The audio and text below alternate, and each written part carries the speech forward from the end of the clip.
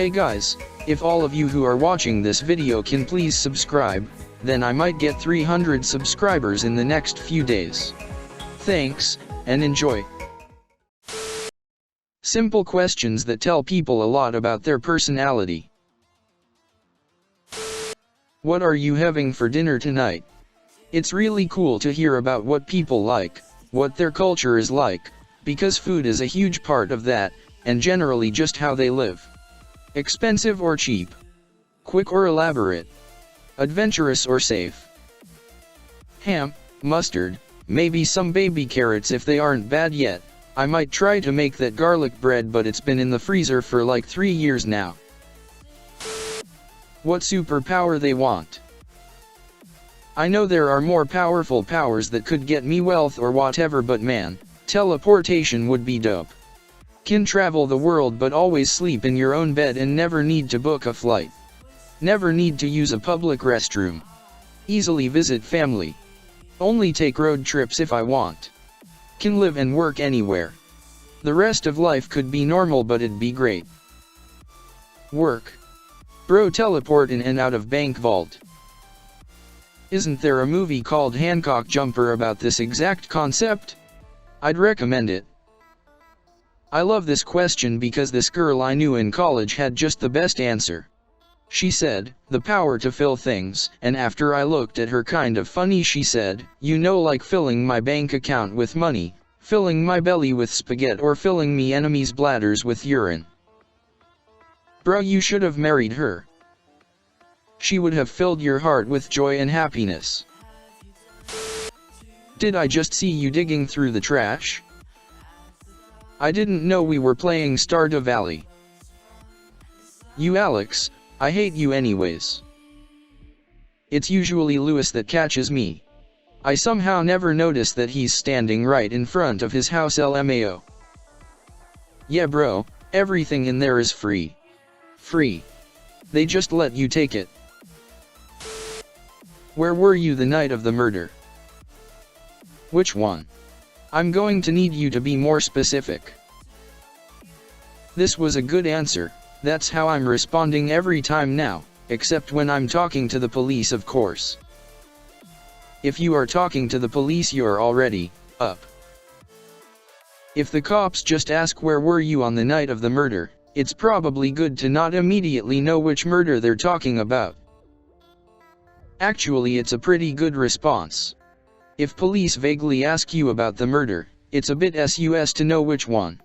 Even if there is one famous one at the moment, it's probably best to clarify one, so they can't try to use the fact you knew which one as a gotcha too, in case you're wrong. But really, it's a bad response because your lawyer should be asking that, and if you don't have a lawyer, you shouldn't be saying anything except I want a lawyer. What book would you like to live in? A really big one. Practical, I see. Wikipedia, the offline version. This is a tough one for those of us who like dystopia and historical fiction, lol. Yup. I literally just thought to myself, well, all the books I read are nightmares, do I pick the least terrible? Lord of the Rings, but not near Tom Bombadil, he's up to some secretly dark. Got this one in an interview once. How do you go about eating a muffin? Learned a lot about muffin anatomy that day. It was a bakery after all. Edit. The bottom is also called a stem, by the way, just in case anyone needs some muffin trivia in their back pocket. Edit 2, also known as stumps, yes. This was a highfalutin place, so they preferred to refer to them as stems. Oh haha. I knew a guy at uni that sat at his desk, naked, and just slammed his face down into M like a dog eating out of a bowl. Guy was weird AF. I knew a guy. Sure you did, naked muffin eating man. Well, of course I eat naked muffins. Do you not peel the muffin's paper panties off before digging in? Typical final stage teenager. Go on. What would you do if you won the lottery? For me, it's a non-invasive way of listening to people's attitudes on finance in general, and also how they feel about the rich. Yes, this is a brilliant question.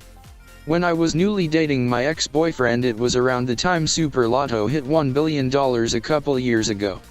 We were both in lottery ticket pools and discussed what we'd do if we won. His answer mortified me. It included how, if he were married, he'd divorce his wife and travel the world on a yacht surrounded by hot women. Big red flag for me. Wow. Of all the things, that is definitely something you don't say to your girlfriend. The real Lotto win was finding this out early in the relationship. I always say that I'd turn into an absolutely abhorrent degenerate if I were to suddenly get a cash prize like that. But in reality, I just say that because I get a laugh out of people's reactions from that. I don't even know what I'd do, probably just quit working, find a music teacher and play bass and video games all day long. It's possible he was just with me, but I tend to think he wasn't. We're friends now, not dating, and he still occasionally says things that completely bewilder me. Fave question I heard in an interview: what would you do if you came home and found a penguin in your freezer? It ends up not only being an icebreaker, but a good personality tell. Is the penguin dead or alive? African penguin or European penguin? How do you know so much about penguins? When you're job hunting, you have to know these sort of things. He could grip it by the husk. It's not a question of where he grips it. It's a simple question of weight ratios. A 5-ounce bird could not carry a 1-pound coconut. Does Mike Wazowski blink or wink? Depends on how he's holding his mouth. You are truly one of the great thinkers of our time. I was so confused about this question at first. I've become so used to Two-Eyed Mike during my time on Reddit.